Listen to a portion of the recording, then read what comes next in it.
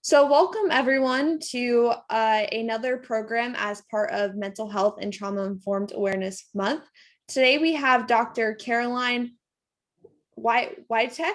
Witek, it was close. Witek, close enough with us, and she's going to be talking about eating disorders, just about them and the latest information that you might want to know in case you know someone who is going through an eating disorder, or maybe you yourself are as well.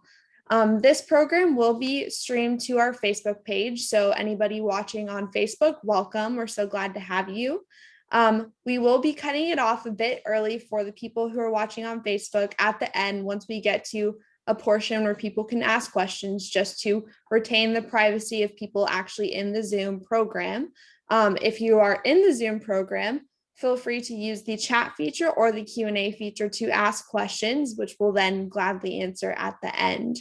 And one other thing as well, we have closed captioning for people who need it. And we also have an ASL interpreter with us to provide that accommodation. So with that, I'm going to turn it over to Dr. Caroline Witek, and we'll get started.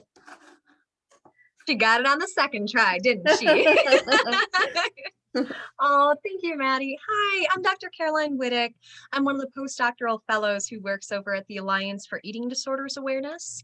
And we are going to get into some very interesting information on eating disorders, a lot of which might be new. 1 second, I'll share my screen.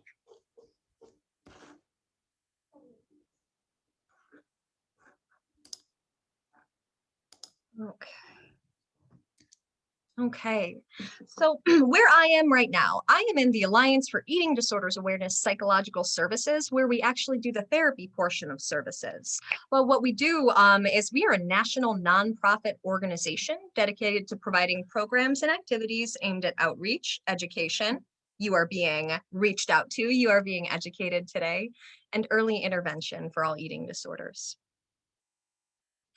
This is something that we're very proud of. This is our findedhelp.com. It's also an app, our Find ED Help app, because what we found was, access to care starts with, where can I even go? Who can I even see? What do I do to figure this out? So what we have is a database of eating disorder providers, as well as treatment centers. And you can go on here, you can look by practitioner, you could look by treatment center, depending on what you're looking for. If there's a certain type of therapy that you might like to do, like you might have heard of something like EMDR before, which is about trauma reprocessing. You can search by all these filters and find ED help. So accessible.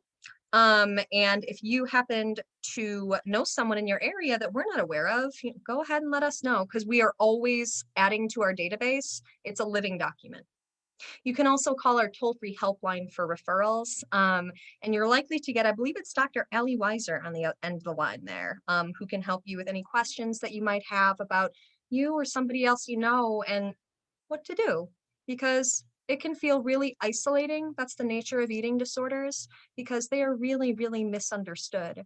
So even people trying to help, best intentions, it's hard to find the content that's going to be helpful. So you can give us a call. Something we also have is weekly virtual therapist-led support groups. I currently am in the one on Monday nights. Me and Dr. Katie flip Mondays and Wednesdays. We run these. They are run by clinicians. We also receive supervision. So it's not, just anyone off the street coming in willy-nilly trying to provide a support group. But this is something where we have pro-recovery for individuals experiencing an eating disorder Monday nights. We have an LGBTQ focused group for individuals in that community. And it's also very important that our facilitators, like in addition to talking the talk, have walked the walk. So in that LGBTQ plus group specifically, we have providers and group leaders who are identifying as part of that community, as a help for feeling of safety and community. We also on Wednesdays have a friends and family support group. That's not for the people who are experiencing an eating disorder. This is for the other people in their life that it's affecting. And oh my gosh, do they not want to make a wrong move and they're not sure what to do? And it totally makes sense. This is a place where everyone can come for support. And it is amazing to see a mom and dad on, or mom and mom, dad and dad, like any partner, any spouse, like look at me being heteronormative here. But anyone can come in feeling helpless in that first session. And over time, we start to see them giving advice to the other people in the sessions.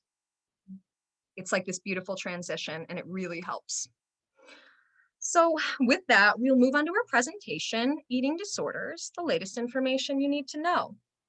Here are two terms: disordered eating versus eating disorder. What am I talking about here? Isn't that kind of the same thing and you just mess some words around there? Normalized, non-disordered eating. Normal is a word that generally with mental health, we are very, very careful of. I tend to do very exaggerated scare quotes around normal for people because normal eating can look like anything. That could be a few different meals a day. That could be someone who grazes. That could be someone who, like, the way that their body is set, not through something like intermittent fasting, but they are just someone where one large meal works for them. There's all kinds of ways to eat in a way that's normalized. There is no one specific way that is the way that you're supposed to eat. When we're working with non-disordered eating, that means that we're eating when we're hungry. We're stopping when we're full.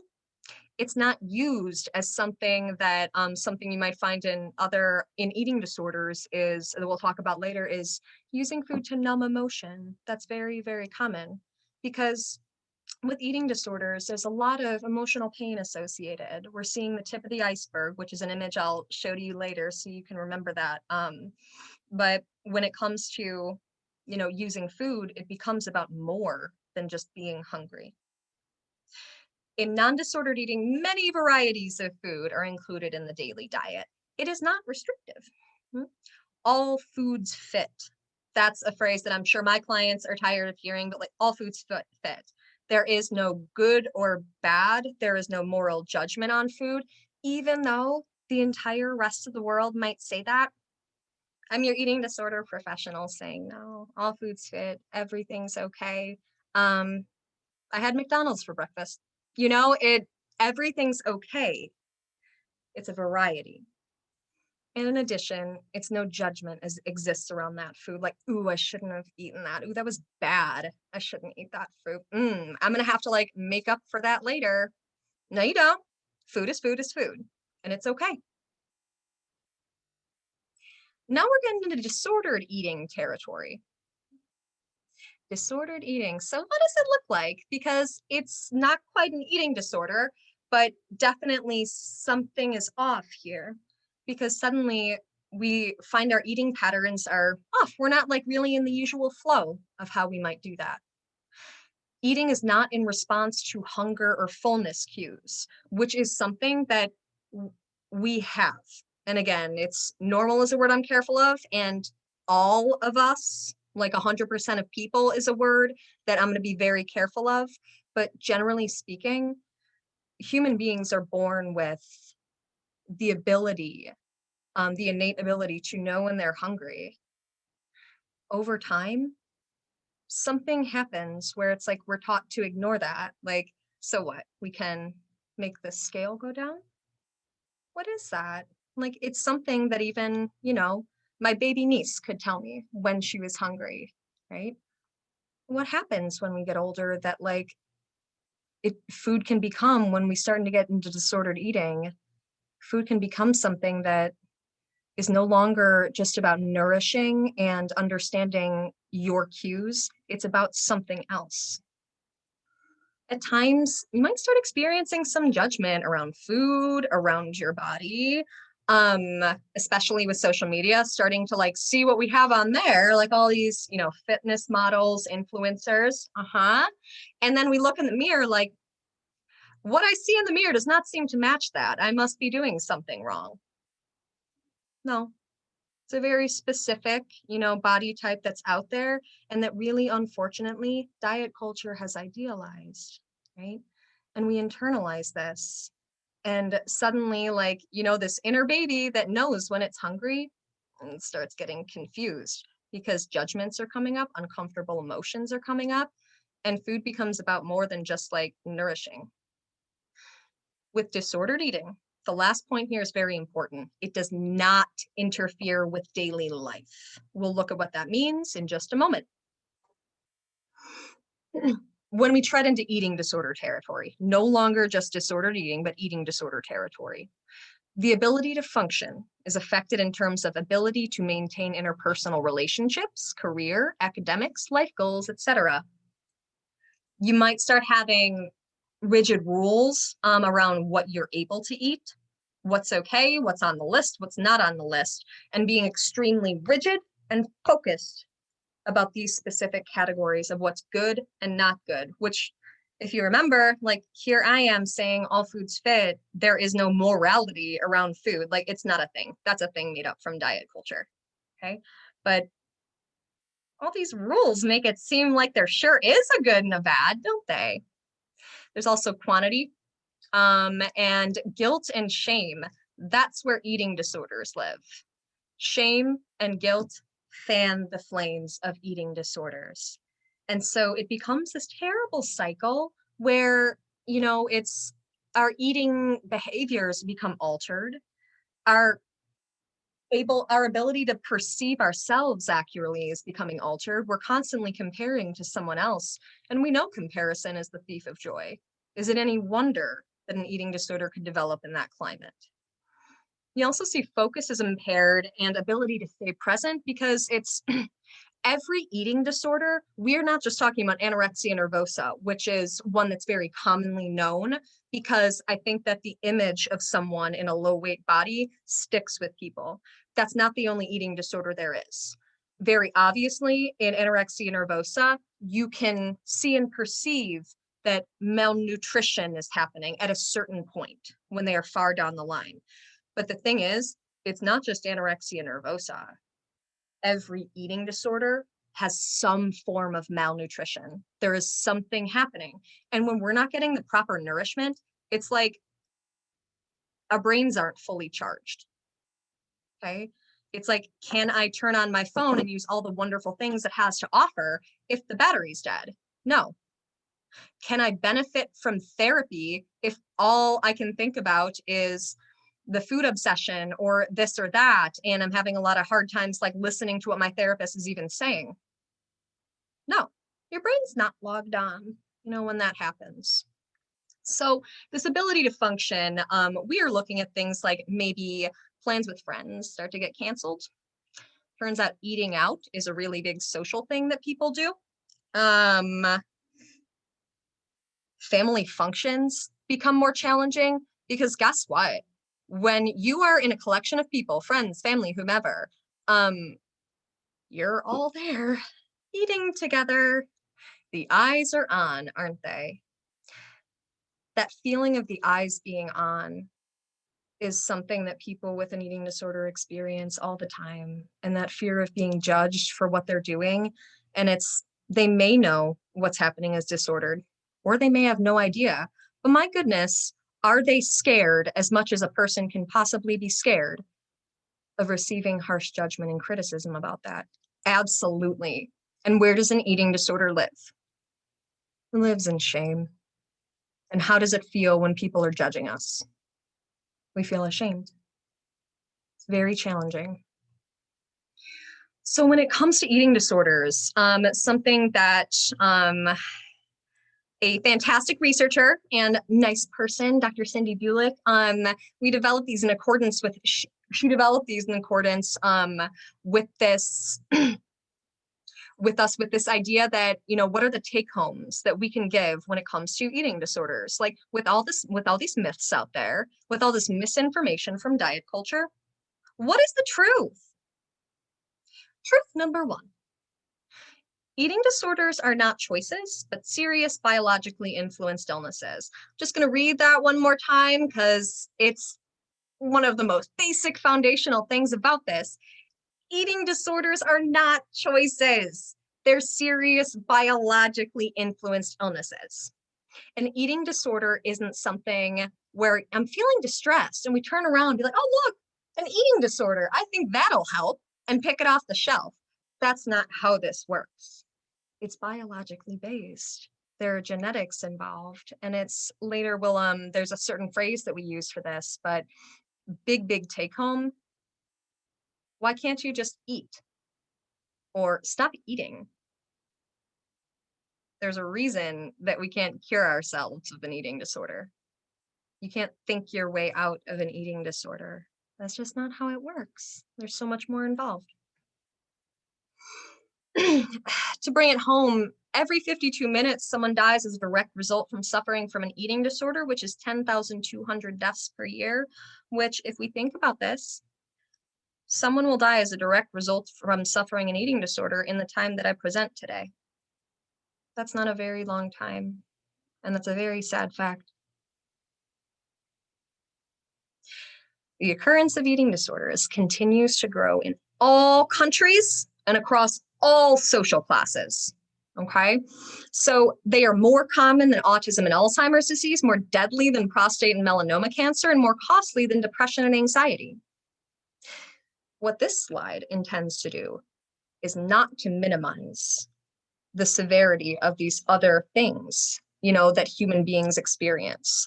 The point of this slide is to say, hey, this stuff is real and it's happening, and it's not just a choice, and it's pretty hard to recover from this, and it's not getting any attention, not in comparison to how prevalent it is. That's hard. What do we do with that? 28.8 million Americans will experience an eating disorder in their lifetime. Is that surprising? It was for me. That's 9% of the US population.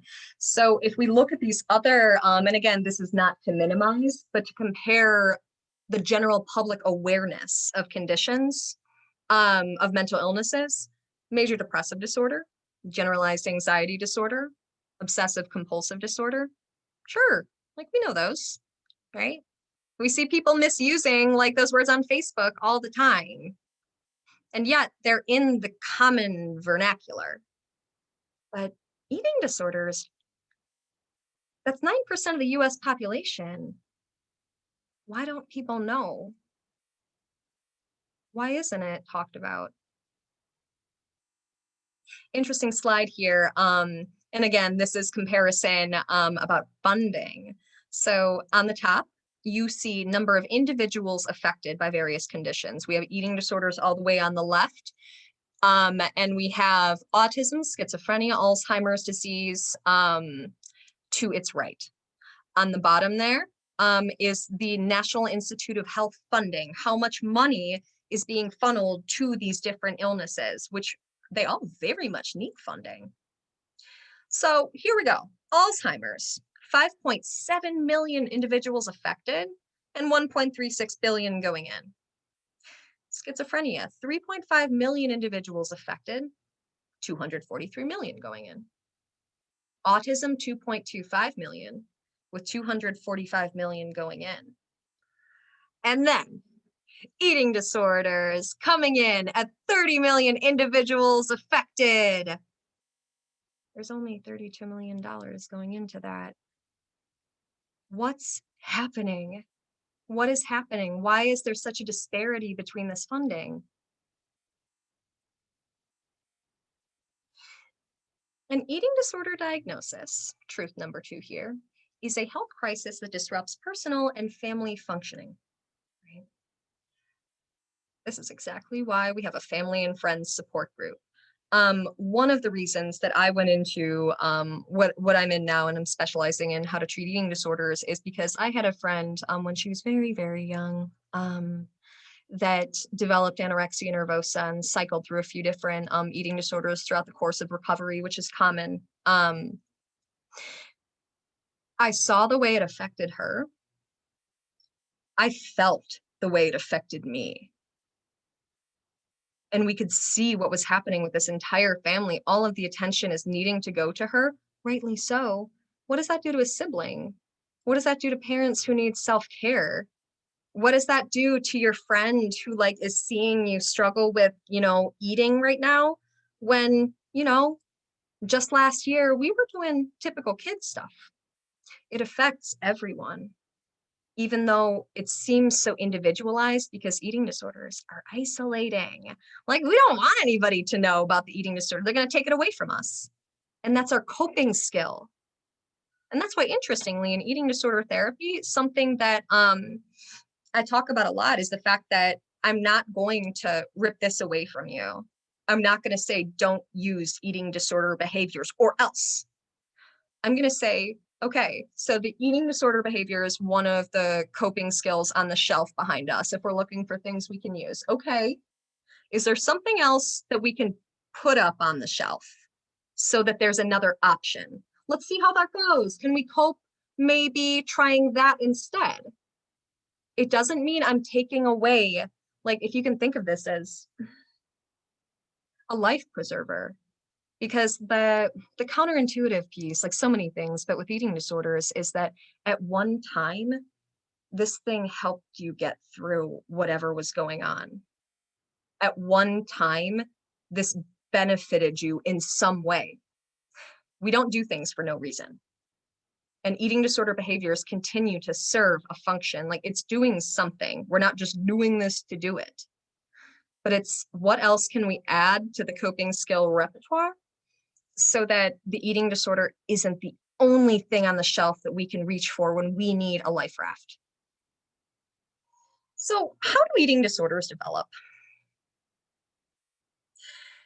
Genes and environment play important roles in the development of eating disorders. So if you can, hear that, it's not just, it's not your mom's fault, okay? It's not just mom's fault. It is not just the fault of, these genetics, that are rattling around all in your head. There's an interaction that happens.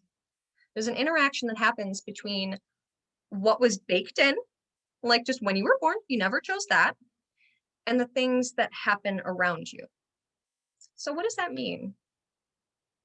This is the phrase I was looking at, I was referencing earlier, which, and apologies for the violence within it, this is the most effective way we've found to get this across. When it comes to anorexia nervosa, bulimia nervosa specifically, in the study that Walter K was doing, Dr. Walter K, which does not include all eating disorders, but for these two, we think genes load the gun by creating behavioral susceptibility. So things like genes that play like perfectionism, drive for thinness, high anxiety, like many things, an environment pulls the trigger. So you might have a lock, but unless the key is in the environment somewhere, that thing might stay dormant. It might never develop, right? But it's one of those perfect storm things.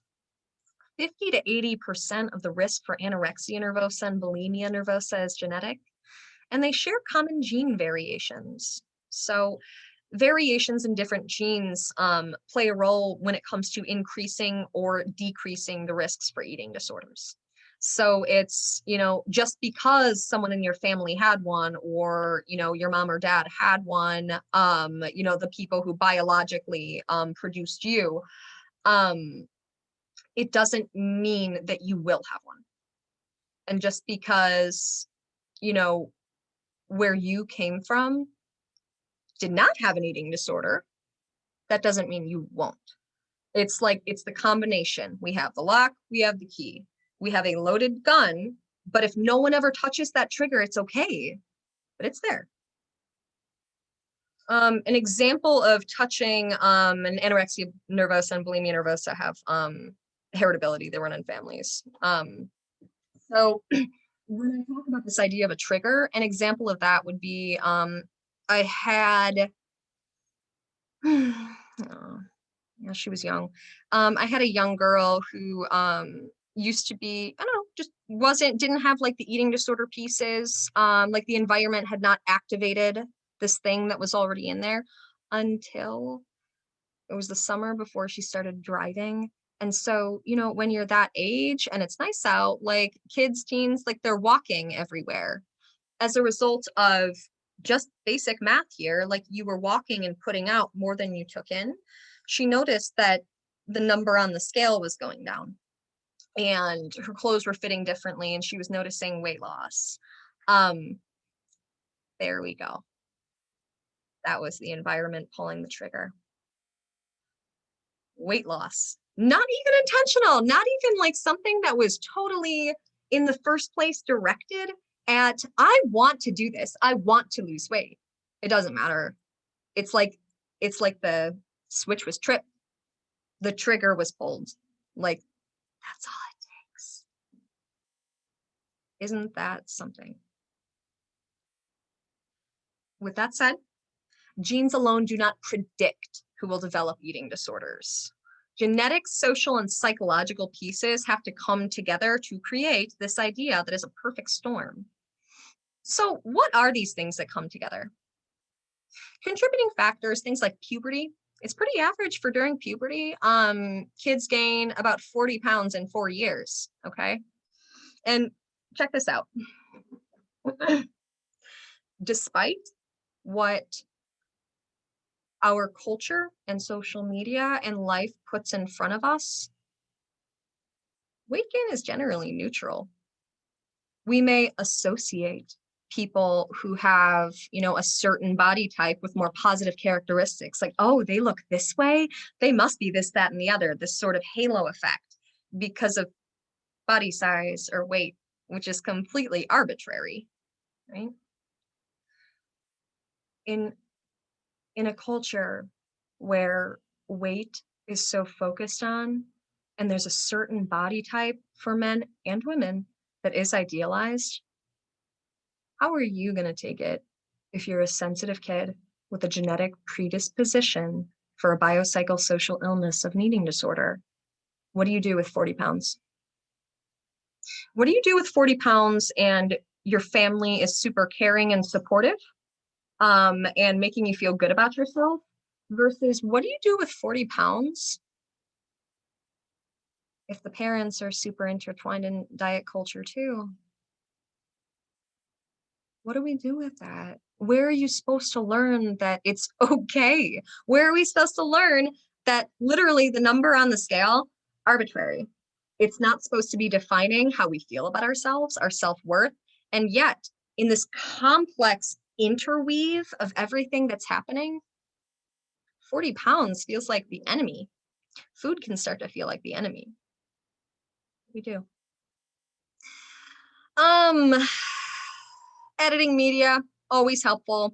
I have an inordinate amount of, it's like animal rescues, just various dogs. I have a lot of dogs on my Instagram if I scroll. And I didn't try to do that, but in the end though, like I knew consciously that I did not want people who were promoting what they would call fitness.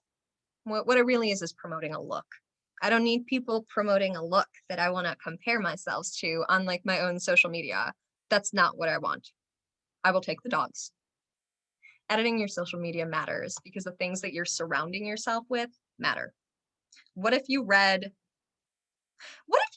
a book and it was full of like the meanest things anyone has ever said about you? And however much time you spend scrolling Instagram, pretend you read that book instead. And yeah, it's just a book. And yeah, they're just things people said. But when you surround yourself with that over and over and over, when you read that over and over and over, make no mistake, the sponge that is you is soaking some of this up. This information is being integrated somewhere. Comments, bullying from peers. Bullying from peers, family, very common. Even like tiny little comments can make a big deal. Educators, coaches, healthcare providers. I could do a whole different session on the fact that healthcare providers are under the same umbrella. I call diet culture an umbrella. We're all standing under the same umbrella. They are human beings. Fantastic when it comes to specifically whatever field it is, they are in. But they're humans too, who also have social media, who also live in this culture. And there's a lot of bias centered around an quote, quote, ideal. that bias carries through to their patients. That bias causes them to make comments about things like weight or weight loss when that had literally nothing to do with anything that you were there for. Like, think you know? They're humans too. They don't know. The amount of work that I personally like have had to do and like reworking of so many ideas since coming here so that I can give that information, integrate it within myself and help other people integrate that. Oh my gosh, y'all. It's a lot to unlearn and it's a lot to relearn, but at the end of the rainbow there, man, is it beautiful, because there's this realization that just because everyone is pointing at one thing and saying you should look like this, it doesn't mean it's true. Other factors including trauma. Trauma is a very specific underlier for eating disorders. Majority of the clients that we work with at psych services, because we provide services for people who might be uninsured, might be underinsured, and it's where else do you get to afford treatment? It's our clients pay between $5 and $25 per session, which is like unheard of, and we are happy to do it because everyone deserves access to care. But as you start getting into a population where the same resources that may have been available to someone who had more privilege growing up were not available to them, it's as we look at, SES, there becomes a higher chance that maybe we get in situations that aren't safe. Maybe the people that we had for teachers missed a lot of lessons themselves and didn't know how to give you kindness, compassion, things like that. It's there are many factors that come into play with that. So and also just interesting, physical illness, illnesses that cause weight loss, again, just like that story of that kid that I worked with who unintentionally lost weight, like it wasn't intentionally to try and change her shape, and then that triggered it. The same thing can happen with physical illness. And also dieting. There's an asterisk there by vegetarianism. And I say, as a vegetarian, that doesn't mean that if you're a vegetarian, you have an eating disorder. But anytime you are getting into the route here where there is some sort of restriction where a food group is cut out, vegetarianism is a socially sanctioned way to cut out entire food groups. That's what's happening with that. So whenever we hear I'm vegetarian or I'm vegan on intake, I go, more about that, right? And maybe like me, it's about animals and working with animals, who knows? But generally, when it comes to eating disorders, there's a secondary gain here when it comes to being able to socially sanctioned cut out a group of food. Families have a big impact on how we think we should look and act. A lot of commentary, discussion about dieting even. Again, like consider your mind a sponge. You're absorbing that stuff. Even if you're not consciously agreeing with it, you're absorbing it. It's around. And then cultural impacts. So many different cultural messages, like about ideal body. And what if you have a body that is not the ideal in your culture? What does that mean? You're not okay? You don't fit in? What is that? That's not fair, is it? But it's a fact. There's something off with that, isn't there?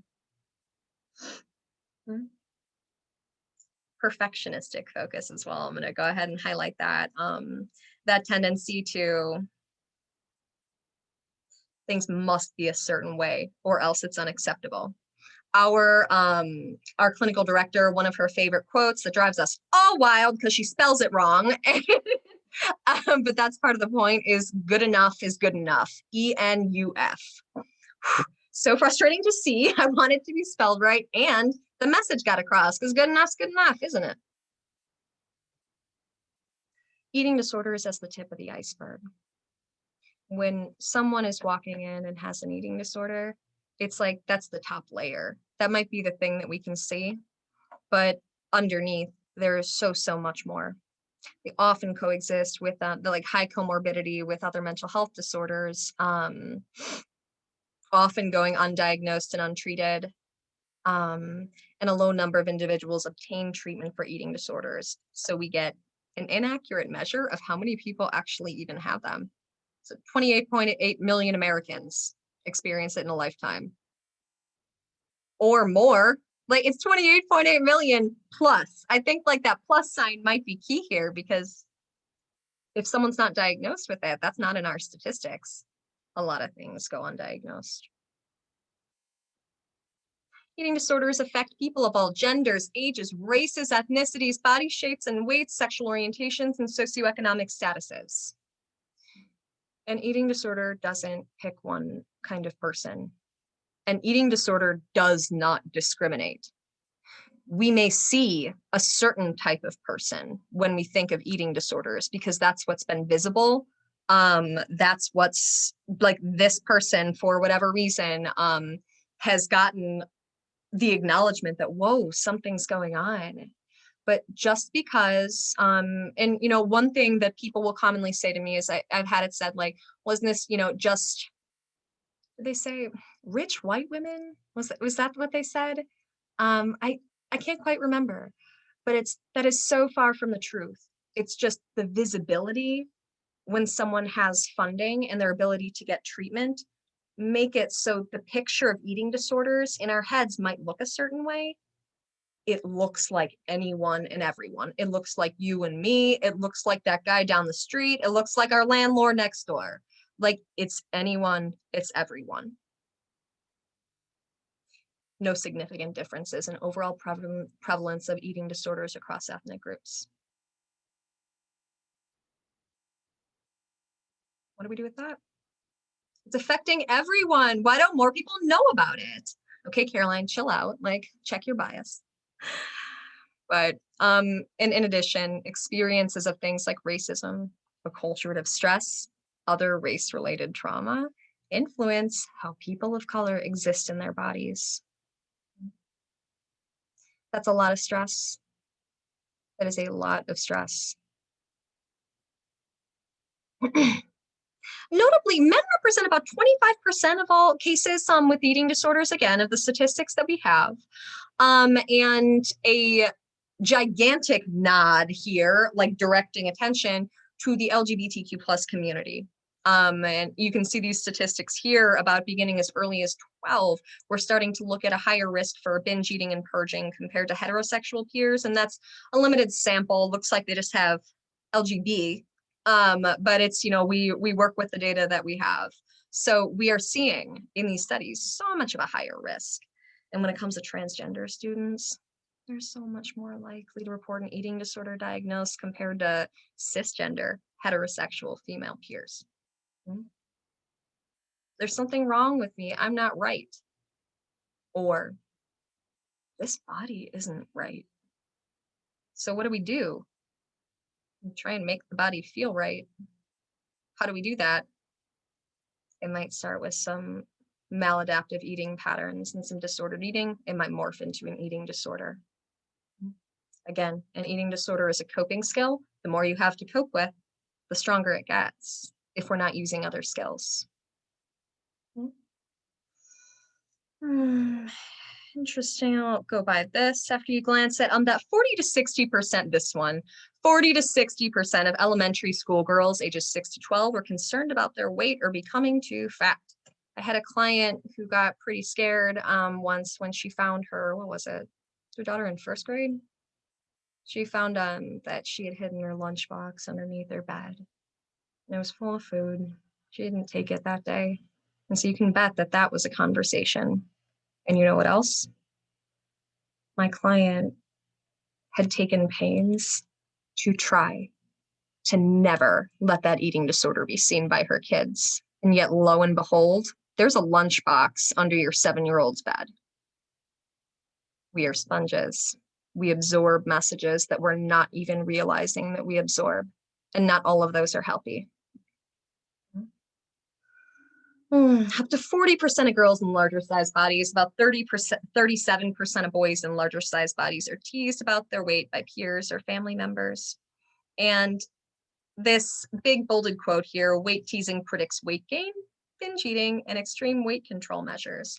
Because again, if you're being bullied, like bullied in general, but especially bullied about your weight where there's a body image focus, guess who comes up riding like a knight on a horse saying, I'll save you? An eating disorder, right? Let me help you manage how you look. I can do this. Here, if you just shift this around. Oh, don't eat that. Let's restrict.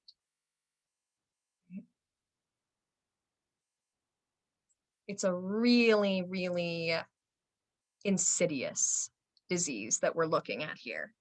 And it takes advantage of people at their most vulnerable.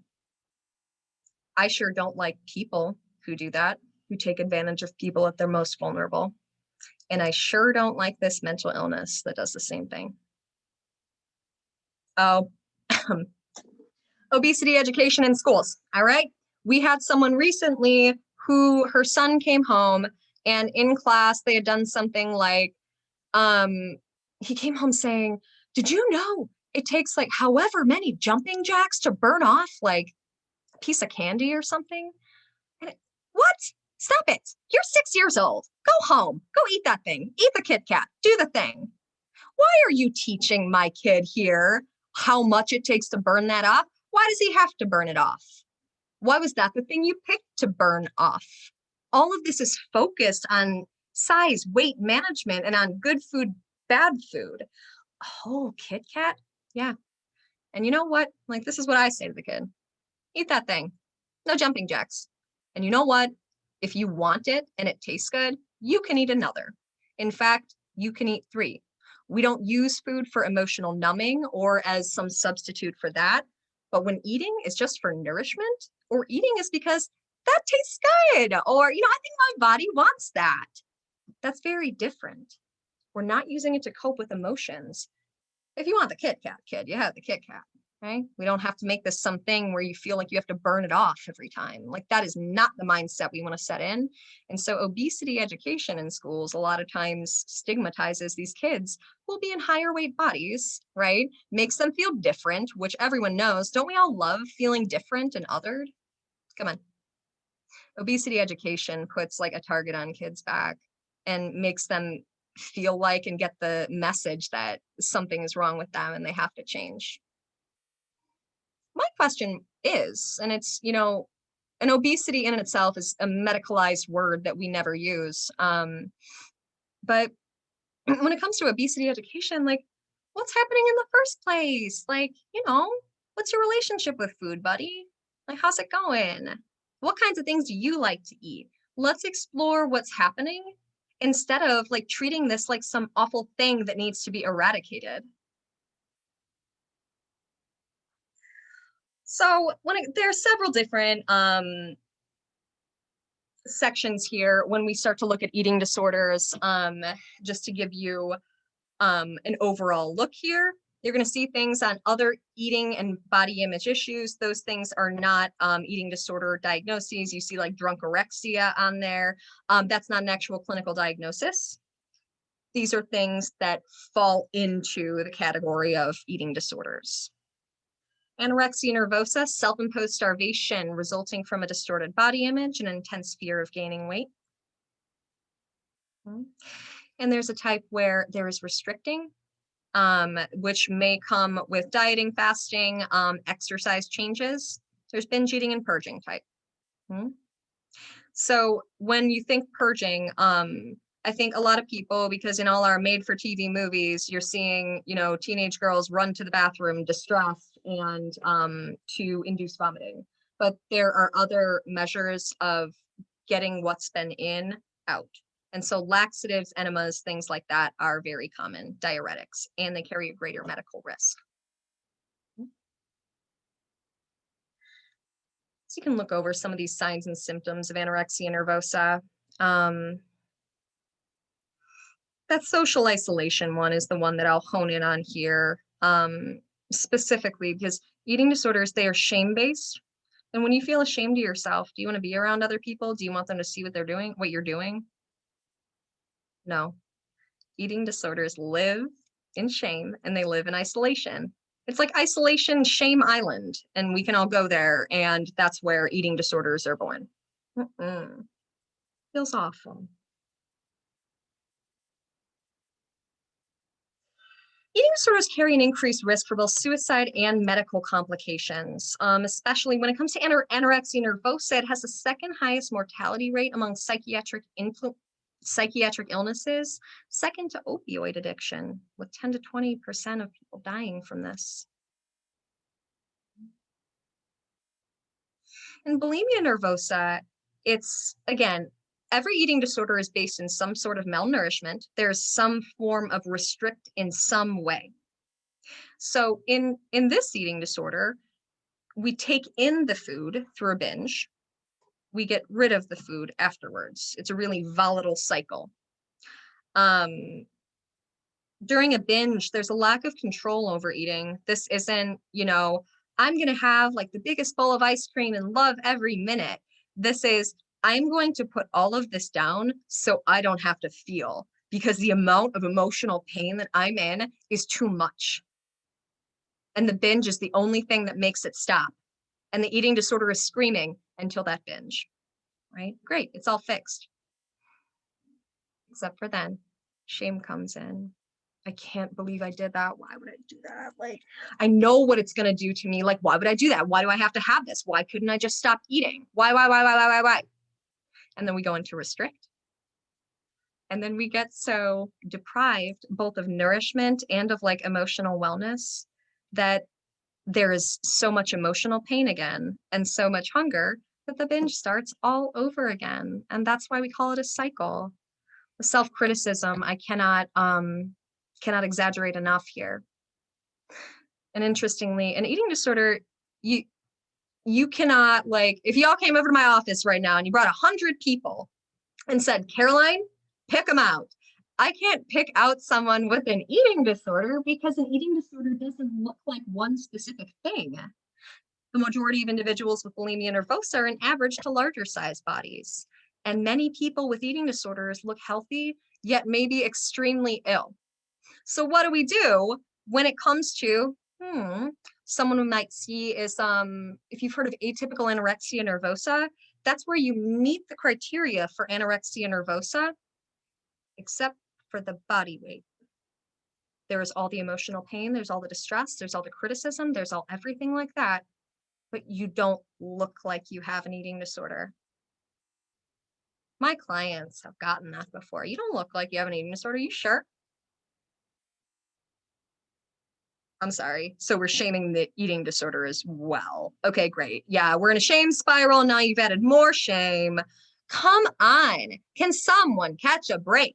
Can we stop commenting on bodies as though this is the only thing about us? What is this? Yes, I have an eating disorder. No, I don't have to look a certain way to have one. It's the most, binge eating disorder is the most common eating disorder in the United States. So this is where there are recurrent episodes of binge eating, which again is a larger amount than most people might eat in about a 2-hour period, I think is the number that the DSM puts on it to diagnose. There is no getting rid of what comes in.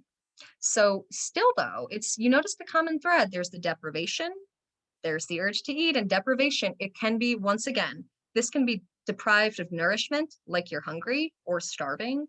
This can also be deprived of, like if you're anxious, you're deprived of calm. If you're feeling unloved, you're deprived of feeling loved. If you're feeling ashamed, you're deprived of feeling pride, confidence, anything like that. Like these are deficits in emotions. Just because you can't point to it, it doesn't mean it's not real.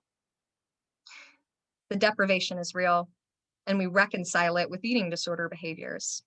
Because when that binge hits, again, that eating disorder voice that's screaming and saying nasty things to you and like telling you everything about yourself, that's like reading that book of every mean thing everybody's ever said to you. When they start to binge, it stops.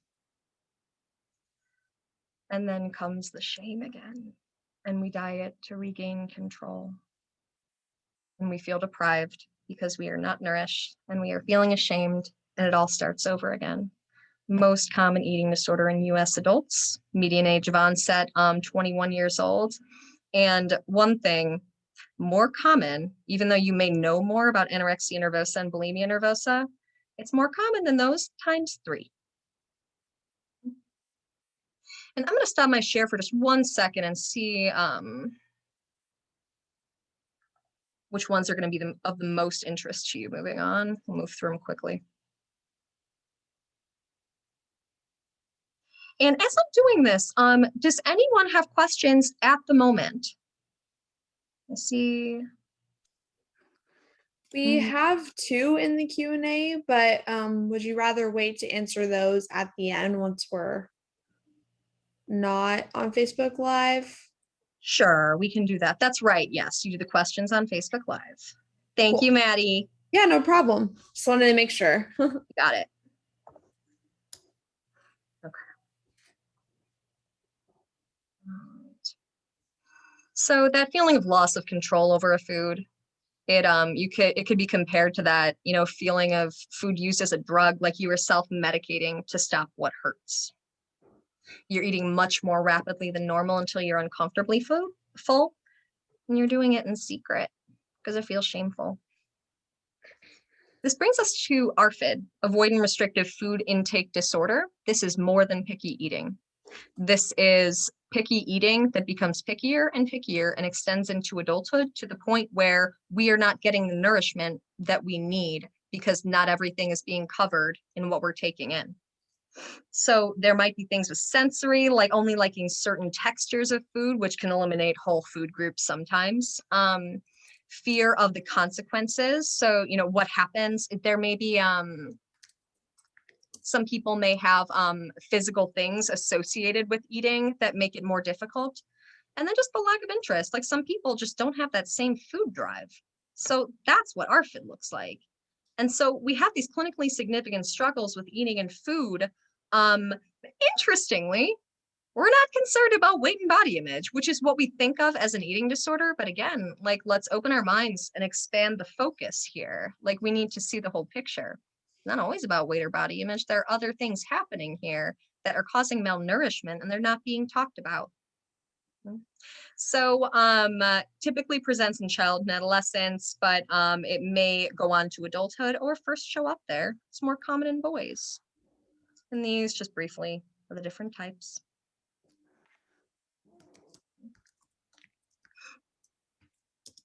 So OSFED, other specified feeding or eating disorders, atypical anorexia, which I was just telling you about, like all the criteria except for the specific body weight, right?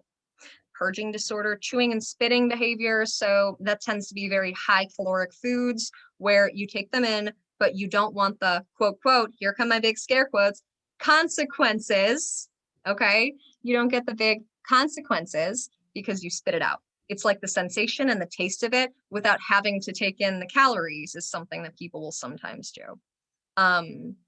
Night eating syndrome, nocturnal sleep related eating disorder. So night eating syndrome, it's, things start to happen at night, maybe a binge is happening at night. Nocturnal sleep related eating disorder is something that I believe we see sometimes in combination, like if someone's taking a medication like Ambien, people like will go into the kitchen, not remember, that they went and made a sandwich, and it's so dangerous. You can honestly cut your finger off, like in the middle of being asleep and doing this. Orthorexia nervosa as an obsession with healthy or righteous eating. I won't go too much into this, except for the fact that it's important to note that it's possible to be so focused on healthy eating and nourishing and things like that, that you develop an eating disorder. There's somebody I know in my life who went through non-Hodgkin's lymphoma, and she's in remission, she's well, but she went on a healthy eating thing that became like really, really restrictive, kind of in response to all the stress of everything that was happening and just trying to be well. And then we have body dysmorphic disorder, so like muscle dysmorphia. We look at obsessing and worrying about, being small or underdeveloped when you're really not. Obsessed with having the perfect physique, addicted to lifting weights. That doesn't sound like the things you typically think of with eating disorders, does it? And then drunkorexia, believe it or not, a non-medical term. And the whole idea is, like, you'll see this commonly in college students where they don't want the calories of food, but they want to get drunk. And also not ingesting food helps them get drunk faster. So it's really just little bit messy, not very helpful for anyone. Families are not to blame and can be the patients and providers' best allies in treatment. And so what do we do if we think somebody might have an eating disorder? How do we deal with this? You know, it's because it's when we are looking at eating disorders, we truly are looking at the most sensitive population of people. And I say sensitive with so much warmth and not you're too sensitive. There's no such thing. Like sensitivity is a gift. It's what do we do with that though? Like, do we got to put on some extra padding so that the world doesn't hurt us extra? But it can be very easy to say the wrong thing with eating disorder treatment. No commentary on food. I'll just throw that one out there. Okay. No commentary on food. Don't comment on the food right now. That part's not going to be helpful. Just eat or don't eat that. Stay away. Okay. Just stay away. Not going to do that. That one you can leave to us and nutritionists. We can look at that. All right. But staying away from the actual food piece. Offering simple solutions. You can talk about food and weight behaviors as long as you're not the one trying to say yay, nay. It's making it so that they have a safe space to talk about it. And we do not agree to keep an eating disorder a secret. I'm sure at one time my friend when we were little probably would have liked that. But in the long run, it's extremely dangerous. And so we learn about eating disorders. We attend a support group to gain understanding. We pick the right time and place to discuss the concerns, which, oh my gosh, time and place, like could not be more important. And also asking them if they're comfortable with that. Open-ended questions, I statements, so it's focusing on you as opposed to offering solutions, right? That's focused on them. Don't focus like on that piece of them, focus on your piece, right? And use that I statement. Listening non-judgmentally, because if you don't have an eating disorder and you haven't known someone before, you don't get it. And that's okay. So having your mind open, listening, because the challenge is that if they are comfortable enough with you to open up and be vulnerable about this, like, first of all, whoa, that's a gift. Second of all, normalization, just for everyone. Like, no one needs to be made to feel more ashamed. Recovery takes a long time. This isn't something that we eradicate. It's not like, you know, a bacterial infection that we treat. This is unknitting a very large sweater that's been knotted up and knitted the wrong way, and all the threads go like willy-nilly, and we are taking this out one stitch at a time, and we are re-knitting a new sweater. You are relearning food. You're relearning your relationship with it, your relationship with your body, and you're learning all about this idea of diet culture, which again, it's a pretty big concept. You can be honest about your own frustration and fears, but we don't blame them. Know your limits and respect them. And you can always provide with resources, right? You're not expected to treat them. I can do that, right? I love doing that. That's my job. But that's not your expectation because you cannot, and it's okay, but you can help. So truth 9, full recovery from an eating disorder is possible. Early detection and intervention are extremely important. And so if you or anybody that you know might be experiencing an eating disorder, like, zero shame. These things are common. So common. We don't even know how common they are, but we have a general idea. But give us a call. We have some of the nicest, most passionate people working for this organization who, like, they'll talk to you as long as you need to figure out what to do and what's going on. Yeah. Okay, and that is the end of this presentation.